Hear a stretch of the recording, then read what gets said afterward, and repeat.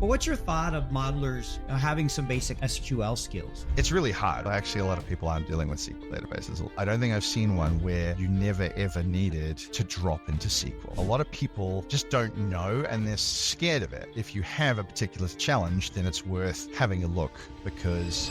Do you think AI will build the models for us in the future? I think they will, but I think that the people peddling AI suggesting a much nearer future than I have in my mind. Forever is a long time, but not enough, not close enough for us to change anything. Excel bringing what Google Sheets has. Sometimes you need a tool because your Excel book takes 20 minutes to open and half the time it crashes your PC. Spreadsheets are not multi-user. And even if the process is sort of okay, there's often a lot of benefit to it. Maybe the data entry process can be better for the end user who might not be finance. If you're making a big strategic change in the business, you cannot make that decision based on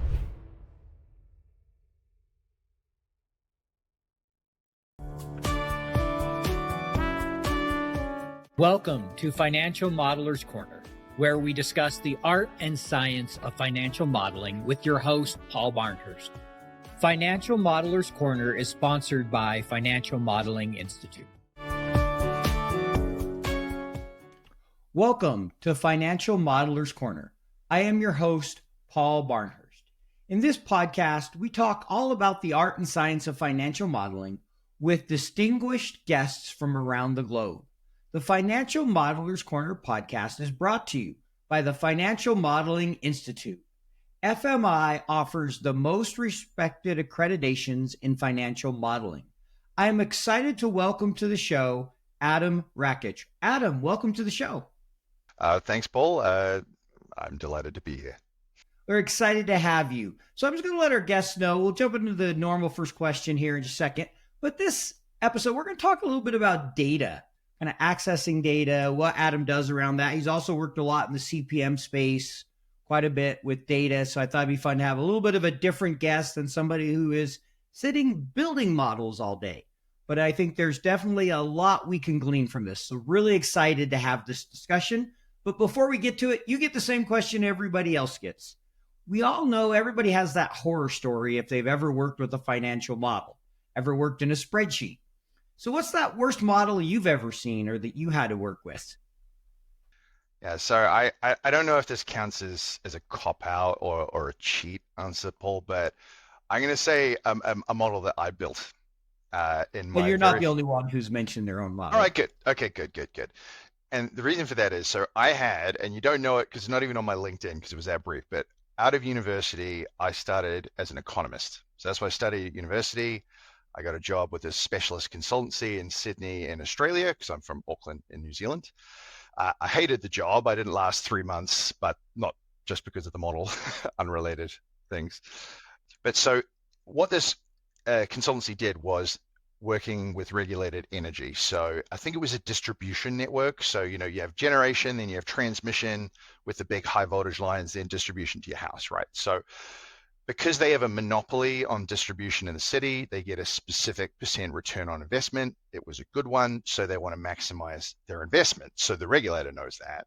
So they have to justify the investment as being worthwhile to the city. I won't say which one, but it's one of the big cities in Australia.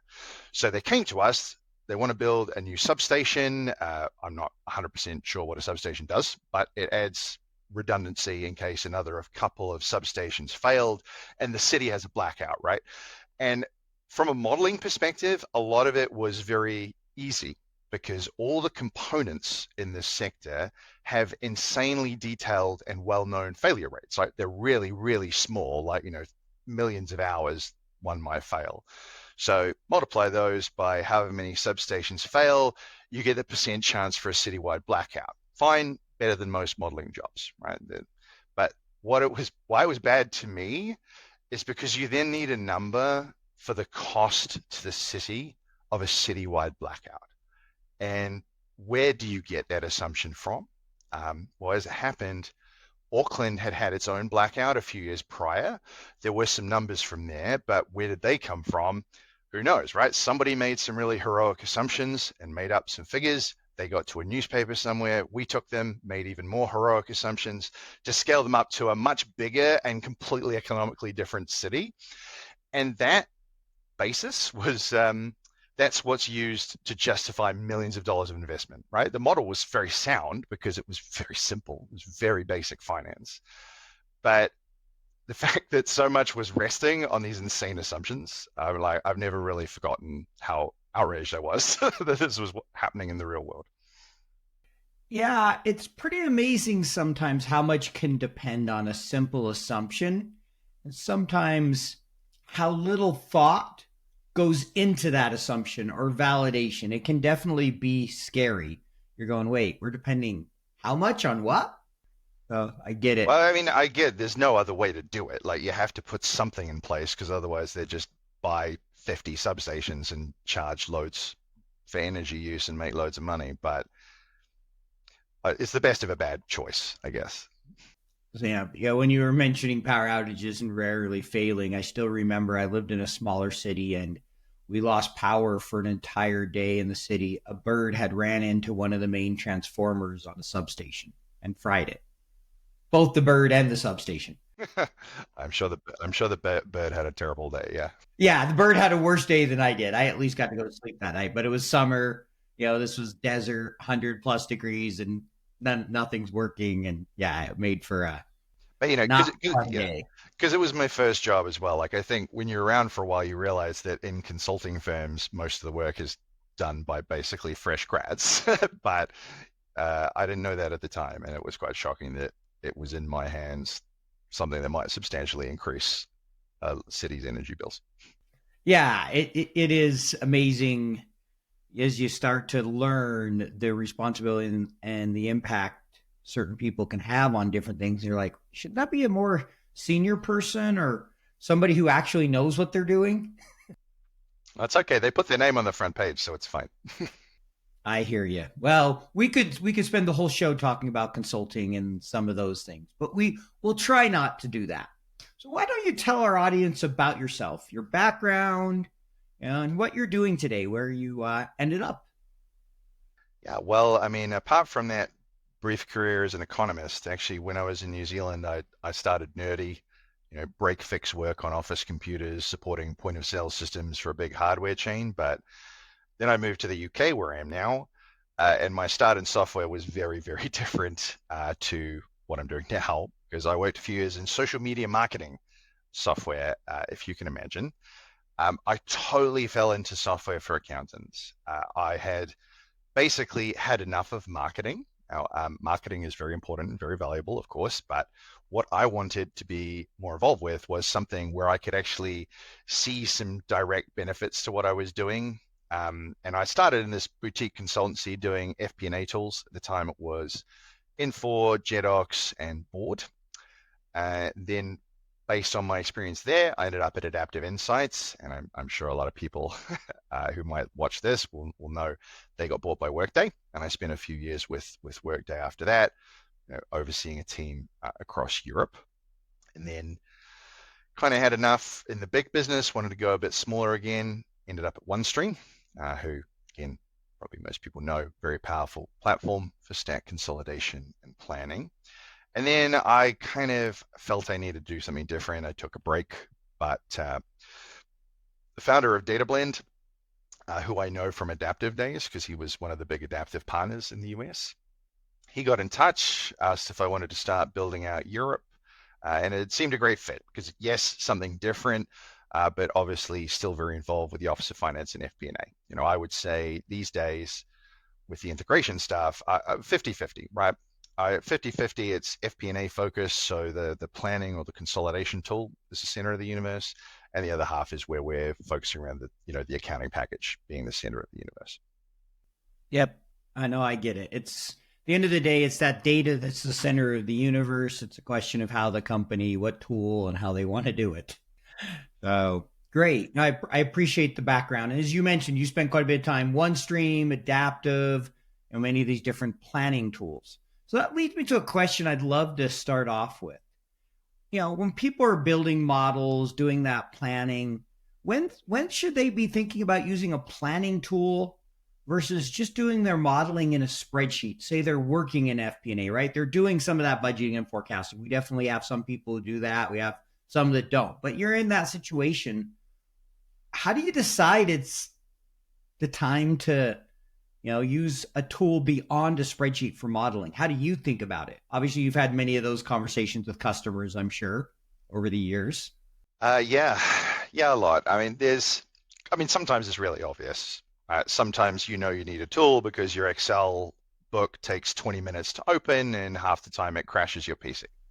Yeah. If you're having that and you think that's normal, it isn't. You should go and find a tool. So you mean the 1 billion it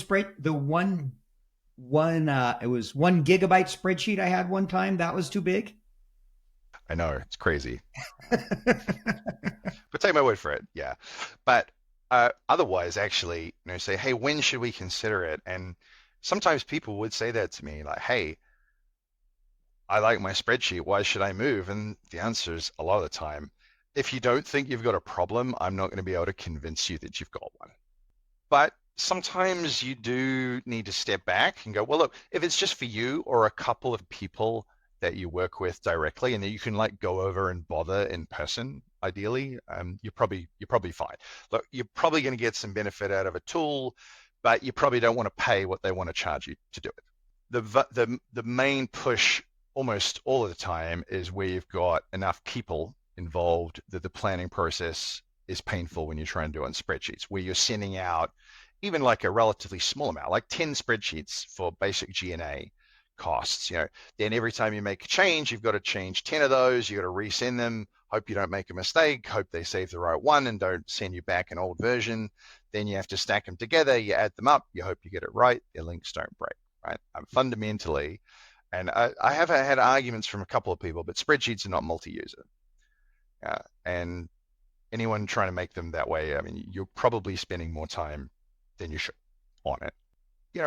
And even if the process is sort of okay, there's often a lot of benefit to a planning tool.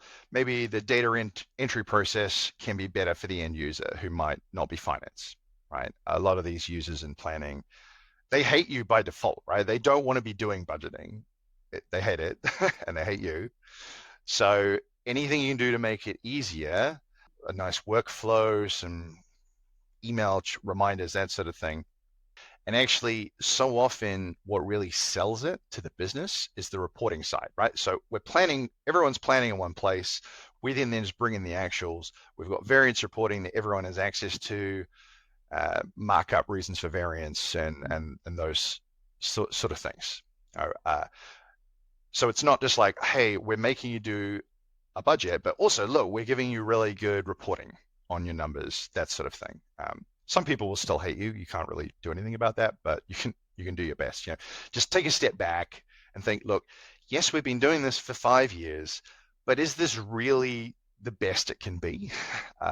Just because it's always taken that long, however many weeks to do the process, however many hours of your time to stick them together at the end, it doesn't have to be that way. Yeah, no, I think that's a good answer. And typically I tell people when the pain is great enough that the benefit of flexibility you get from a spreadsheet is no longer worth all the cons that come with it, it's time to upgrade. All the pain that comes. Like you said, yes, can it do some multi-user stuff? Yeah, but is it really a scalable enterprise platform designed for easy collaboration? No. Sure, can Google Sheets get a little better? But there just comes a point, like what you were talking about, 10 different spreadsheets going around, links breaking, your users hating you beyond the fact they just don't like to budget, are all signs that, yeah, this may not be the best choice. You may need something more. And then that doesn't even get into dealing with all the data and integrating that, which we'll talk quite a bit about. So I think, I'm with you. I've seen some of those same conversations. Yeah, and I think the other thing as well is that people often point at, Bob, who's doing some really specific revenue modeling, and well, Bob will never give up spreadsheets, and Bob's really important, so we have to do spreadsheets. Well, you don't actually have to have everyone on a tool, right? Some tools will happily link, go, well, he can do his insane Excel model and then have a tab which just then refreshes into the tool automatically. Or worst case, you can just dump it in. You don't have to be held back by this weak link who just demands it. Yeah, as they say, right? You'll pry spreadsheets out of our cold, dead hands, is what finance people say. And that doesn't mean you can still have a tool. Many tools do a great job of integrating with spreadsheets and allowing you to work bidirectionally, work both in a spreadsheet and in a tool. This isn't always an either or. And as I like to say, just because you have a tool doesn't mean you got rid of the spreadsheet. You're still going to use it for edge cases. There's still situations where it makes sense, where you should use a spreadsheet. If I'm doing an M&A activity and I don't have all the data from the other company, I want to keep it very private. I don't want it in my mod. There's probably a lot of reasons to just do that all in a spreadsheet and keep it separate. And if you think to yourself and you're telling people we're going to get rid of spreadsheets, you're setting yourself up for failure, right? It's like if people want to go to the gym every day or diet or whatever, and if they're going, I will do this every day, it means the one day they don't, that oh well, everything's falling apart. The same, I've seen it where people go, we never want to see another spreadsheet in the business. Like, that's too much. I mean, I like where you're coming from, but you're probably just making a problem for yourself by saying that. You had to mention diet, as I totally had a terrible dinner last night and I got on the scale this morning and I was just like, oh man, I need to take better care of myself. So you had to choose that one, didn't you, Adam? I actually am afraid, I regret to inform that I also had but see, I call it an excellent dinner out with a friend over steak and sides and wine. Similarly. Yeah, see, mine wasn't with a friend. I don't know that it was really an excellent dinner. It was just one of those I don't care moments that you have. I'm going to eat this junk food. But hey, we all do it. And sometimes it is excellent. I totally agree with you. Well, I like to justify it because I'm with my friend. I don't see him very often. So I get it. We all have our justifications. They're easy to come up with. All right, so I want to spend most of the rest of the time talking about data. Data is a challenge everybody faces. I think it's especially challenging in finance because often we're the center being asked questions about everything. You're bringing all that data together and modelers and everybody deals with that. So I know you specialize in helping people coming up with solutions to access all those various data sources with data blends. Why don't you talk a little bit about what you do and then what interests you in data? Why are you doing that? What are you finding enjoyable about helping people access their data? Well, I mean, in terms of what made me say yes to starting this role, the thing about integration is that it's a solved problem. Right? Like, we have had solutions to this problem for as long as it's been a problem. It's had to evolve a bit with cloud software, but it's always been possible. But it's a solved problem that countless times in my career selling FP&A software, I've seen people don't solve it. Yeah, and it's always interesting. Well, why is that? You know, we'd often when we were coming at it from the FP&A software space, we'd often be trying to kick the can down the road on integration because we knew that accountants would be scared of it. You know, we didn't want it to complicate the process. But you know, when the founder of DataBlend said, "Hey, look, this is what we're doing with DataBlend. We think there's a big white space of people who could use integration that are not." I'm like, brilliant, because like I said, the problem's been solved, but it's been expensive. And the idea of DataBlend is to do it in a more cost-effective way, make it more accessible to a broader range of people. And I think I've seen it for myself. Like, it is really awesome and genuinely quite uplifting for an accountant to realize that they don't have to download that spreadsheet, spend the hours doing it, check it, double check it, then re-upload it. Right? That is a material improvement in someone's life, and that's a fairly nice thing to be doing for a living. Look, I'm not saving the world of puppies, but it's a genuine impact in people's day to day. Yeah, it's amazing. Yeah, I teach Power Query, which obviously you can do a lot. You can pull a lot of data that way. A lot of other tools. And when people see, they're like, you mean you could take my process where I'm doing all this copying and pasting, and not only can I click one button and just stick it in a folder and it brings it all together, I can then make all these transformations and as well, and it will continue to do them each month. Like, one guy had the look on his face like, I think I could kiss you right now. It's because it's like, you know how many hours you could save me if I learned that? Yeah, I think tools that can save you hours. I've never quite come up with the right way of putting it, because I call it Stockholm syndrome that people have with their data. It's completely the wrong term, but I'm like, they don't even think there's another way, right? They're just so, well, this is what we have to do. Oh well, I guess that's it. And then you say, oh well, here's an option, and they go, no, I need to just do this.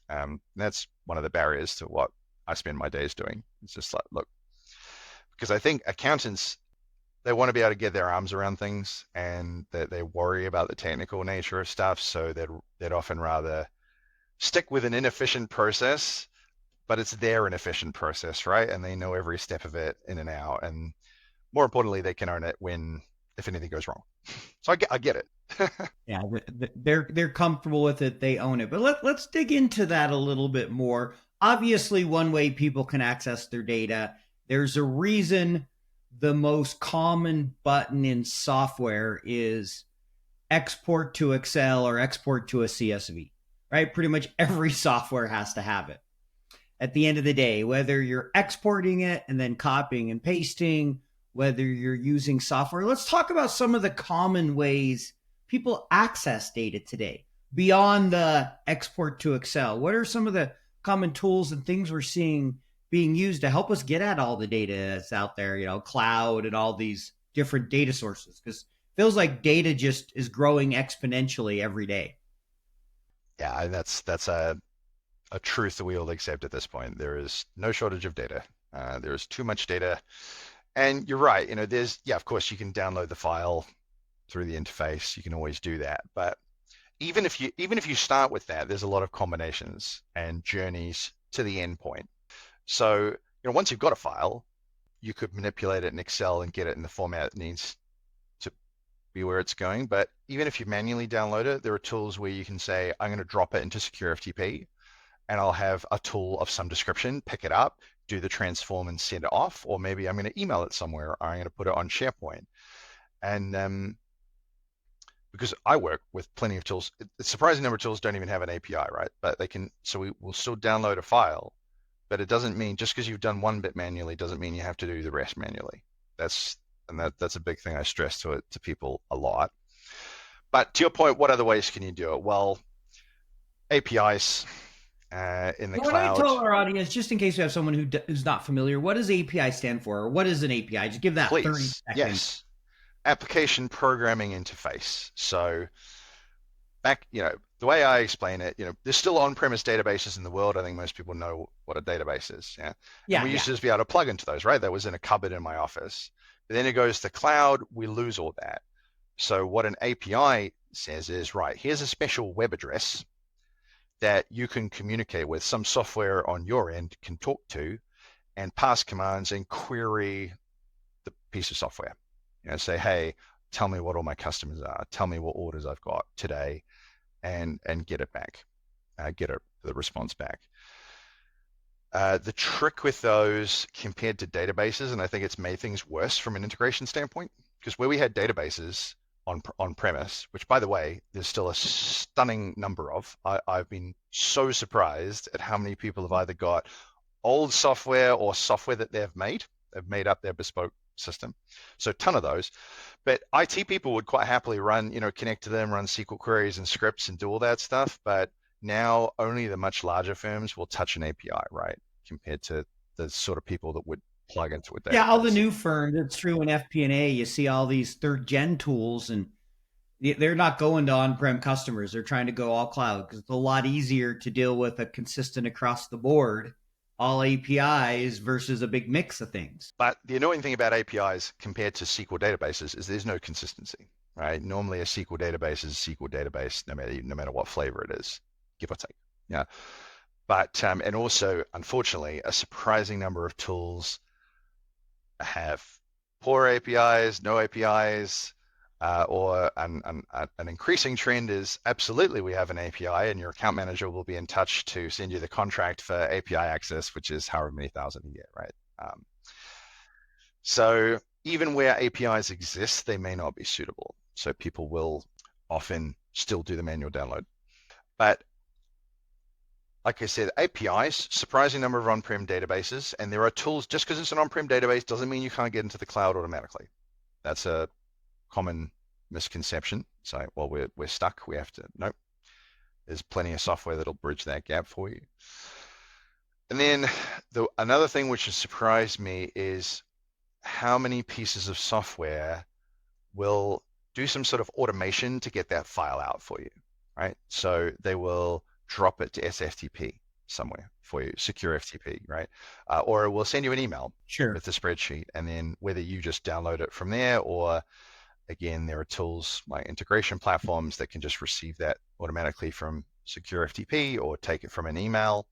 It doesn't feel quite as sexy and futuristic as a direct end-to-end connection, but for you, the user, it is, right? It's just as automated as if it was an API connection. If they can spit out a file to email and someone picks it up automatically, you're in a good place. Same as if it was proper direct connection. Has the same impact, whether it's you don't see any of the transfer if it comes into your inbox and goes out. As long as you get the data where you need it and ends up with the same in the end, and you're not having to do a bunch of manual stuff, doesn't really matter. But my big thing is that I talk so much about to so many people is a hybrid approach. Like maybe you don't even download a file, maybe you start with a file. So I have this a lot with when I work with accounting packages. Someone says, well, we have a third-party payroll, and they send me a spreadsheet each month, and it says, here's what Paul got paid, here's what Adam got paid, here's taxes, insurance, boom, boom, boom, in like a human readable format, but it needs to be in a journal entry, right, for the accounting system.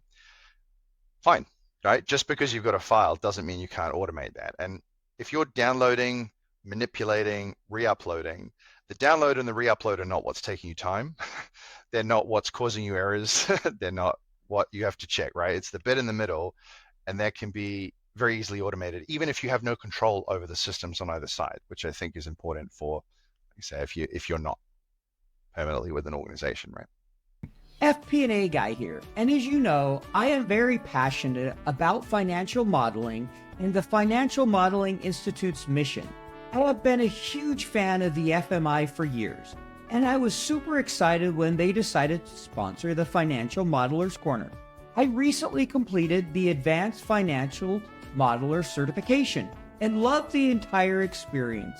It was top-notch from start to finish. I am a better modeler today for having completed the certification. I strongly believe every modeler needs to demonstrate they are a qualified financial modeler, and one of the best ways to do that is through the FMI's program. Earning the accreditation will demonstrate to your current and future employers that you are serious about financial modeling. What are you waiting for? Visit www.fminstitute.com/podcast and use code podcast to save 15% when you enroll in an accreditation today. Yeah, there's definitely some truth to that, right? As you hear the term often, ETL. That transformation space can be automated even if the extracting and loading is manual. Exactly. Which I've had many situations where I've seen that or people doing that, and you try to automate that either. So we have a lot of people, especially today, that are what we'll call freelance financial modelers, fractional CFOs, working with a lot of different companies, and they have different accounting packages. Sometimes it's QuickBooks, sometimes it's others, and they really struggle getting to the data. It's often a challenge. They want, hey, we'd love to get it automatically pulled into Excel typically, or Google Sheets, because they're dealing with small companies that aren't at that point where, hey, we want to go spend $20,000 or $50,000 or whatever the cost is to bring in a tool. They're small enough that they like the flexibility. Any advice there? Are there certain tools you find that you recommend or ways to kind of get at that data for those that are dealing with a lot of different companies and they may have different systems? Some may not have an API. Some may have a poor API and that doesn't have half the fields they want or whatever. How should they think about that? Any recommendations for those out there that are kind of dealing with their own data hell, so to speak? Well, I'll do my best, but I think in some ways you're probably better qualified to talk to this than I am. But look, obviously freelance can mean a lot of different things. You could be there for a week, you could be there for 6 months. If you're looking to build something more solid that's going to stick around after you're gone, then it probably doesn't hurt for you to have had some chats with integration platforms as a service. People do typically think they're quite expensive, but you should take a look. We also have, like, on our end, we have some customers who are in sort of a consultant type role, and they go around, they put it in assorted businesses. We have a chat, and we sort them out that way. But if you're not in that position, which obviously you're not all the time, I think my experience when I've looked into it is that you've got your, I don't know what the term for the category is. I always think of them as stepwise tools like Power Automate or Zapier or things like that. I don't know if that's if I made that up. You know what I mean? Yeah, I know you're talking about stepwise, integrate, whatever you want to call them. I kind of like sort of block flow, whatever it is. They are all wildly different, and you kind of need to spend some time with them. So I guess if you have a particular challenge, then it's worth having a look, because look, if you do it, I do a lot of Power Platform stuff when I mess around, and I recommend that. It's hard to not recommend that because being Microsoft, the Excel stuff is obviously great. Power Query, Automate, all of that stuff. But I'm certainly not the Oracle. I certainly don't teach people how to use Power Query, so I'm not going to offer further advice there. But I think it's worth a look. And also, more broadly, if you're using, and again, I don't know the term, but you're talking about like the lower end, like people are using Xero, they're using QuickBooks, they're using like the low end Sages, like, yeah, and Sage has got a lot of different products in that space. The good thing about those tools is because their base is so big, their marketplaces are insane. And if you haven't had a look, because there's a lot of free stuff on it. Let's say you got a client with Xero, they don't have any money. If you just go in the Xero marketplace and have a look at what you want, just some sort of simple tool, might be free, might cost you $20 a month, but that's worthwhile if it's going to save you how many hours in your short engagement, right? Whereas you don't get that when you get to the mid-market tools. Unfortunately, the price goes up. That's some really good advice. I like you mentioned Power Platform, learning Power Automate. That's something I haven't learned much. I've done a lot of Power Query. I haven't done really any Power Automate. I've played with a little bit, but I've heard a lot of really good things, and I know you can do quite a bit there. It's amazing what people are doing with Zapier and Make and some of these other tools. What's your thoughts about like learning SQL to get data out? I know for me, I used that a lot early in my career. It was really helpful, and then it kind of went to Power Query for me. But what's your thought of modelers, having some basic SQL skills? You think that's still needed today, or what's your take? It's really hard, right? Because, when I hear that question, and I have like a gut reaction to it, but it just makes me feel old. Because I'm like, well, of course you need SQL, because all these SQL, actually a lot of people aren't dealing with SQL databases all day long. Obviously I am professionally, but also I was around when that was the only option. Right? So You and me both. You're unfortunately, not alone on this, Adam. I was, hacking's too strong, but messing around with SQL databases for point of sale systems, blah, blah, blah.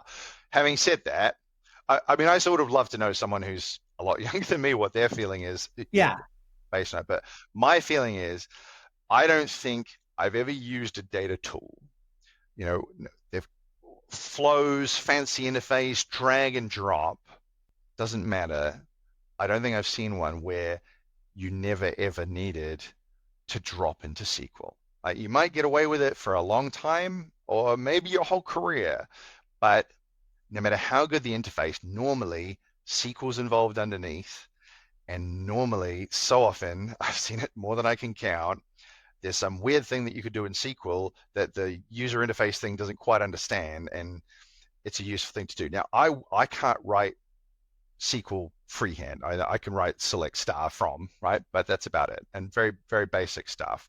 I wouldn't try and do a join by hand, but I can read most of the stuff. Obviously, SQL is a ridiculously long library, but to read basic selects, where clauses, groups, filters, basic types of joins, I don't think you need a huge investment in time to get like a basic course, and then I'm sure it'll be useful. But as I say, I would be very prepared for someone younger than me to go, shut up, old man. This is the future. We don't need any of that. But the fact that you're talking about then, us being old because of SQL makes me feel old. Thanks a lot, Adam. Way to start my morning. You're welcome. Yeah, I'm with you. I still think learning the basics is beneficial. There's still plenty out there of companies that have SQL databases. It's not, by no means is SQL dead in my mind. maybe I'm off the boat. Like I said, maybe somebody in their 20s is starting their career is like, what are you talking about? There's no need. But I think the basics, being able to get around it, maybe writing a little bit of code. It's not like you need to invest a ton of time in it. But I'm with you. I believe the general person should do it. It was very helpful. I learned it. I did report writing for a couple of years before I moved into FP&A. It was incredibly helpful for me to be able to pull data. My boss loved it because I still had access to the database. And he called me up like, can you pull me this? Sure, I'll just go pull it for you. I didn't have to go to IT. They left me with the access and I just go get him the data he wanted. And it made a huge difference for us. So I've been a big fan, but I know what you're talking about. It's becoming less needed as with different tools and different ways. Yeah, I guess I think the trick is because you did that. Like I remember, I had in my first job laying hands on computers a lot, right? I was writing crystal reports, if people know that, right? So there's SQL queries in there. And then I mentioned this job with the hardware chain, and they had a Unix-based point of sale system, and they released the Windows version, which was put in a couple of trial sites, and it was pretty bad. Like it didn't do a lot of the things it needed to do. So I was messing around. I was writing all these little applications to like go into the database and print labels or signs or pay an invoice and all sorts of weird things. So I guess because I had to do that on the regular, that's imprinted SQL on my brain. And so that's why I hesitate a bit. Like if you're someone who's never going to spend that amount of time with it, I don't know. I don't know how hard it is to pick it up. I tend to think like I've seen a spreadsheet called Equals, fairly new one. They do SQL in the background to access a lot of different data sources. They allow you to do drag and drop, no code for most of it, but there's going to be a time you need a little bit of that. Or if you're using Power Query, you're using M, which is very similar to SQL. So from what I see, I still think it's needed, but I totally get the hesitation, and it'll be interesting to watch. Maybe at some point we have this conversation again in 10 years and we'll have someone young on and they'll be like, what is SQL? What are you talking about? Time will tell. But I think but particularly freelance, right? Because that's I think the key as well. If you are moving around, the more that you can be self-reliant for this sort of stuff, because you will hit a need for it. Yes. At some point. Exactly. We have, a lot of people that are doing that fractional type work. And I think at some point there's going to be some company where it's going to be helpful, or a number of companies more than likely. So you wrote a book. Let's move into that. You wrote a book called The Business User's Guide to Data Integration. So I'm going to ask a couple questions. First, why'd you write it? That's not a typical book you see out there. What was the kind of impetus behind writing that book? I thought you were going to say, could I have made a longer title? No, I decided not to go there. Oh no, so I spent, an age is a bit too strong, but I really did want to have a shorter title because it's not snappy, The Business User Guide to Data Integration. But I found that if I took any words out, it would make it sound like a technical resource. And the point is that it's not. It's not meant to be. So, all right. So yeah, it's not the coolest, sexiest sounding book. Why did I write? Well, it was because I was doing this job. I have an odd background. Like I had FP&A, but before that, I was doing all this nerdy stuff. So I had a fairly good knowledge about databases and that sort of stuff. But then I started doing this job at Data Blend, and I'm talking to all these people every day. Questions like you were saying, right? What's an API? Yeah. Why is it a problem that the database is on premise? And well, if I want to bring things across my CRM, surely it just does the customers automatically. It did like all these basic concepts, nothing to do with Data Blend. Just look, a lot of people just don't know and they're scared of it. And I get it. As we said this before, accountants want to wrap their arms around what they're doing and feel in control. And so often integration seems this big, scary, technical thing. They don't know where to start. And when you don't know where to start, you don't. They keep plugging away at the terrible time-consuming process that is their terrible time-consuming process. So the whole point of it is like, look, I thought there was a gap to say, this is not a book that will teach you to be an integration person. It won't teach you SQL. It won't teach you how to build to an API. That's not what it's about. It's just to say it doesn't have to be scary, right? Here are the ways you can connect to systems, the pros and cons, the terms you need to know, the questions you need to ask, and what some of the answers you might get might mean, right? So, and then some ammunition for your business case. And when I didn't initially plan to write a book, I was like, there must be something I can point people to online. So I went looking, and it was either there were a lot of 5-minute read blog posts, typically from integration platforms, which is typically from the vendors, I'm going to guess. Marketing fluff, and incredibly, their solution was the most simple way to do everything. Or you can go and buy, like, Dave Seymour's 50,000 page guide to data mesh, which is obviously too much. I couldn't find a simple resource that I wanted to point people at. And the book, it's not very long, because it doesn't have to be. I don't know about you. I've read a lot of business type books which should have been about a third the length, or maybe even just a blog post, but they feel they need to pad it out by having stories or saying the same thing 50 times. Like, we're all busy. Sometimes you're like, I could just summarize this book in one sentence and save you the time. Yeah. So it's not a long book. It's as long as it needs to be, in my opinion, just to help people feel that they can go and talk about it and have a look. Great. And so what is the focus? Obviously it's integration, but what is the user? Let's say I read the book tomorrow. What are you hoping they come away with? What are you hoping it accomplishes for the average business user when they read the book? Well, if I give you a before and after, all right. So what I want is somebody sitting there as a business user. So, an accountant who is doing something time consuming, typically, with whatever, and they would like to not be, but they don't know what to do. Short of ringing up like a Big Four consultancy but they're like, whoa, no, I can't do that. But I don't even know who to call or what to look for. So I'm just going to keep going. It's really hard, I think, for accountants, particularly when they're the ones that, doing, they got the monthly cycle all the time. It's relentless. It's very hard to step away. So I think it's just so much easier to keep doing what you're doing. So what I want to say is, no, you can read this book, and then afterwards, you know the sort of things that you could be doing. You might have an idea of the sort of way you might want to do it, but you kind of can be ready to start making some calls and start talking to some people without worrying they're going to run rings around you or sell you something you don't need or things like that. Got it. Perfect. So what we'll do is we'll definitely put a link to that in the show notes so people who want to access the book, and I appreciate you sharing about that and just talking a little bit about data and accessing it, because I know it's a real challenge that everybody faces, not just finance, but especially the fractional SQL APIs. A lot of times people their eyes glaze over and it's like, all right, just give me the export button and I'll figure it out. And I think the message, at least I want to leave with people, is there are options beyond that.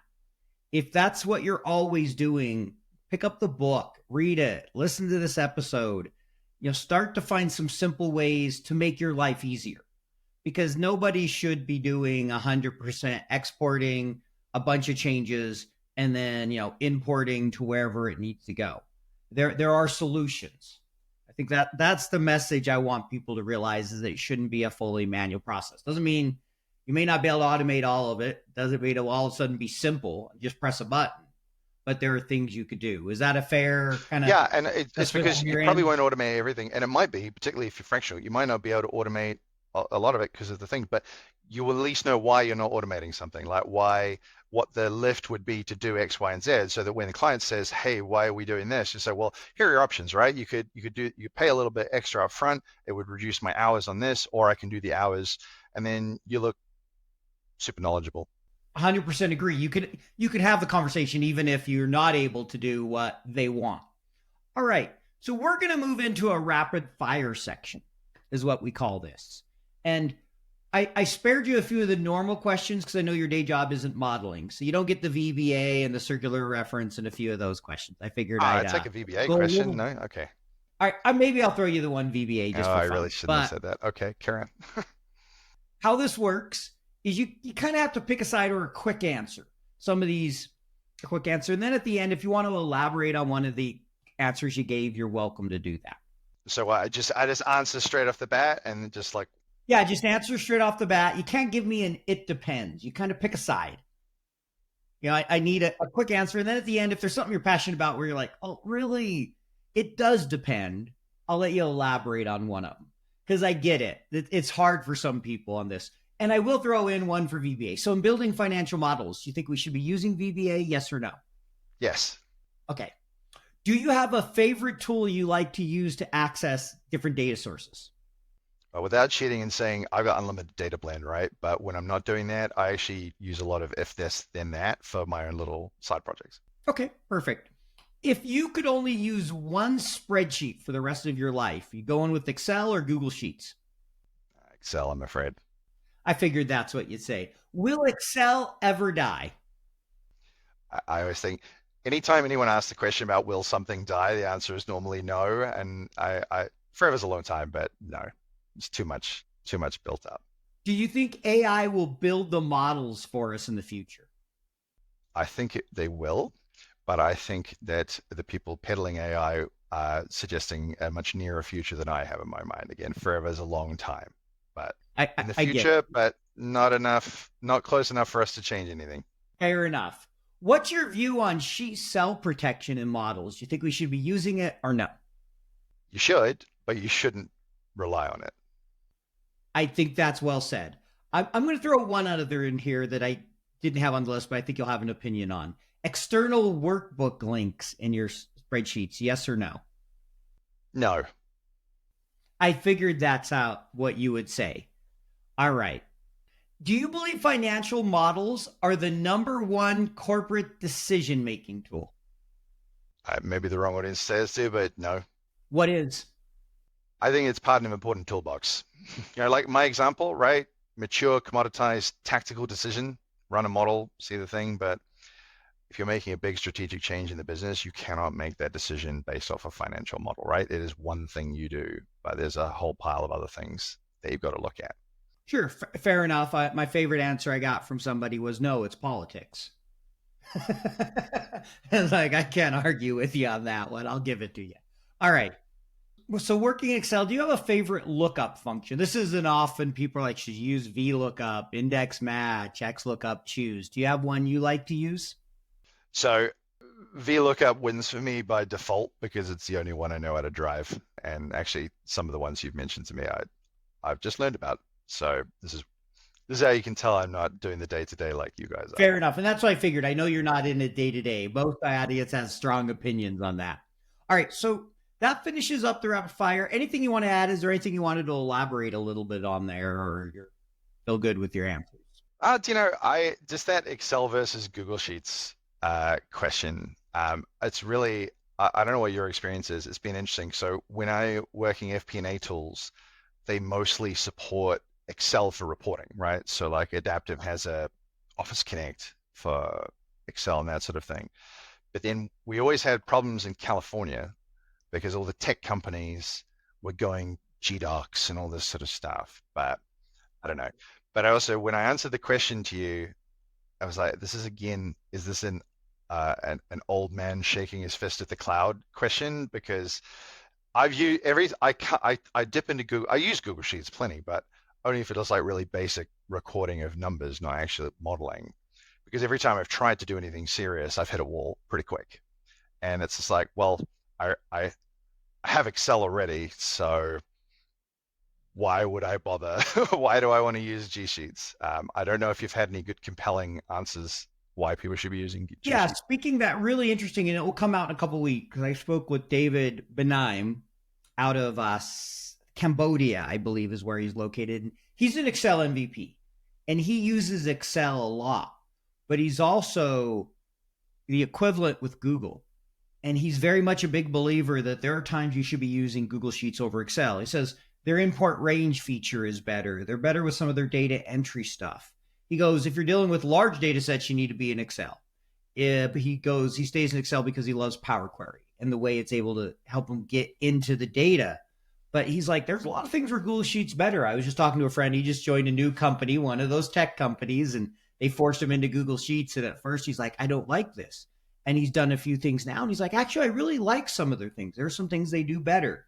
And so the gap has closed.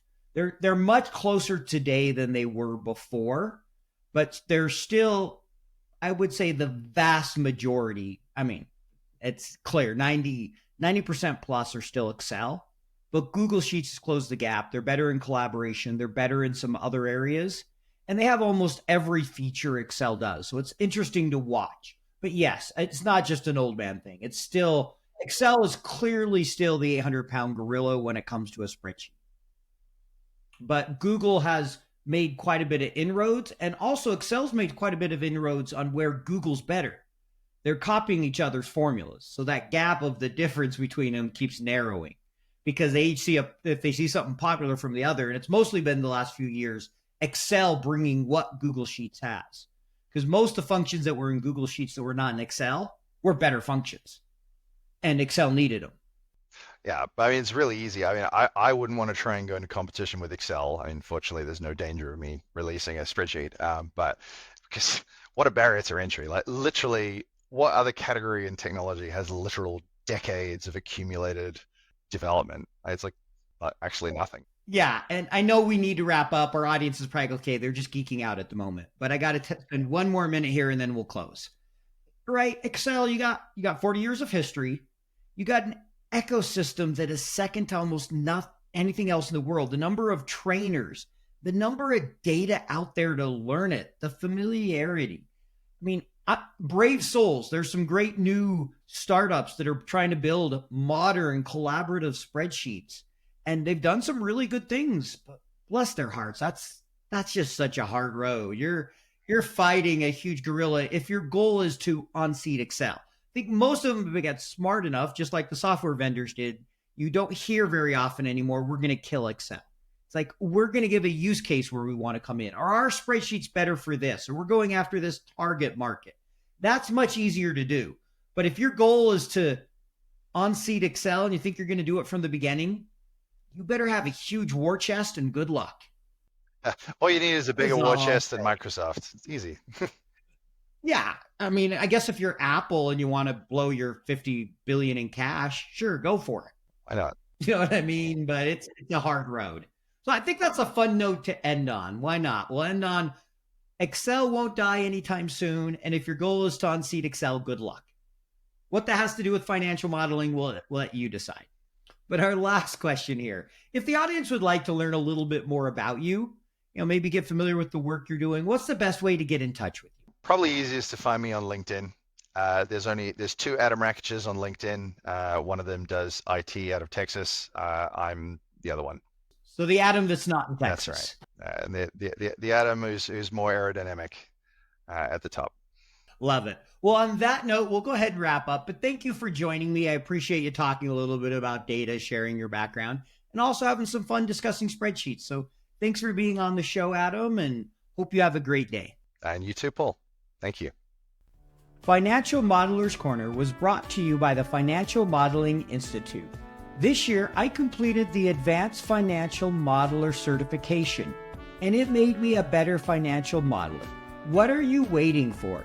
Visit FMI at www.fminstitute.com/podcast and use code podcast to save 15% when you enroll in one of the accreditations today.